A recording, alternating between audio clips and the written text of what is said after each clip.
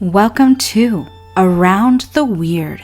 Here's your host, the museum curator of the strange and unusual, Mr. Nothing. Thank you, Mysterious Voice, and welcome back to Around the Weird, a booktube channel where I talk about all the unusual and out of the ordinary literature that I've found in my travels.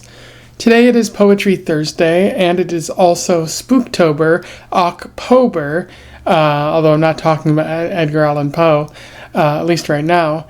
And so I wanted to focus on some spooky or sort of dark color, dark flavor, darkly atmospheric poetry or something like that. And I found a good one for today. It is a poem aimed at children, I think. And it is all about strange sounds in the night and badly behaved children. I am referring to The Night Wind by Eugene Field. For those who don't know, Eugene Field was a poet from the 1800s. He wrote poetry largely aimed at children, telling various stories and fables and whatnot. And then he also wrote for newspapers, serving as editors or just writing essays, funny essays in those papers. And he's become somewhat well regarded for doing all of that work. I should note this is the first time I've encountered his work, which is strange given how popular he seems to be. But maybe I'm just not from the regions that he was from. That might have something to do with it. But without further ado, let's talk about The Night Wind, or let's talk about it. I will read it, do a little bit of analysis, and we will move on from there. The Night Wind. Have you ever heard the wind go, you? 'Tis a pitiful sound to hear. It seems to chill you through and through with a strange and speechless fear.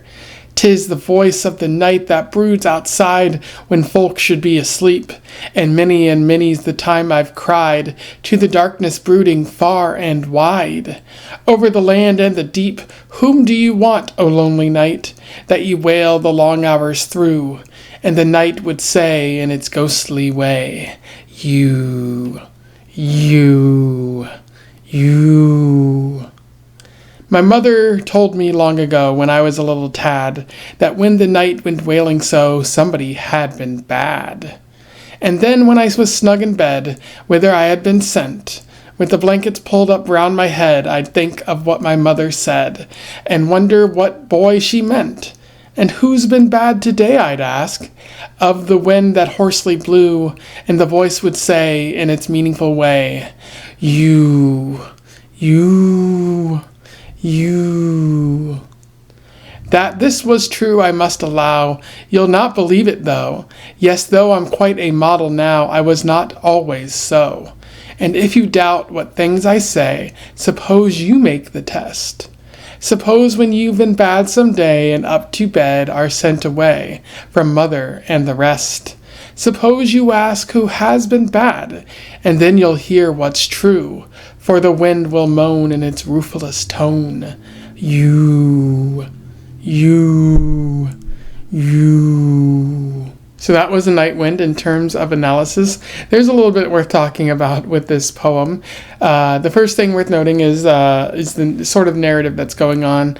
There isn't a strict narrative. A narrator's just recalling something that happened to them when they were younger, how they were bad and their mother told them that the wind calls for you or tells you what's happening or like who's to blame for something when you ask it. And so like the wind is saying you did it, but that's really like an onomatopoeia or something like that. It's just the wind whistling, and maybe because you feel a sense of guilt, you're like, oh, the wind is talking about me. Very similar to Poe a little bit in that personal guilt that they have going on. And so the narrator ends the poem by challenging you to look inwards and ask the wind, who's responsible, and you will find the very same if you did something. Now, other things to note about this poem are the use of repetition. Each verse ends with three, like a repetition of three with you. Like it's saying you or yo.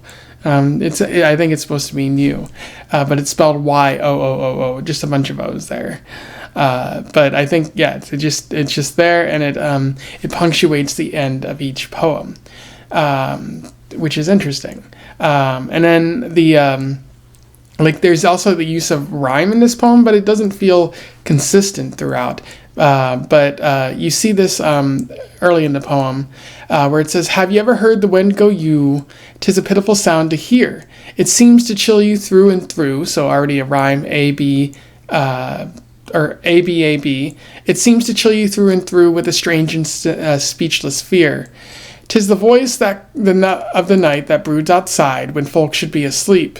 And many's the time I've cried to the darkness brooding far and wide." So there's a bit different in that outside rhymes with cried and wide, but sleep, like you don't see that rhyme until 3 lines later, over the land and the deep.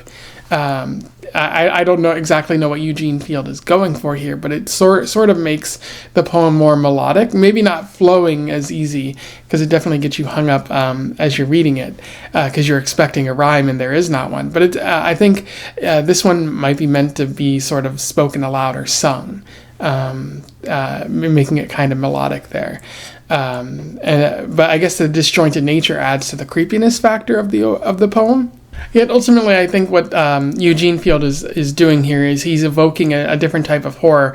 Rather than evoking horror about the wind, it's evoking horror within, which kind of rhymes there. I didn't mean for that to happen. But I think the fear is like that you will be acknowledged as having done something wrong when you know you've done something wrong. The fear of the internal, of the psychological.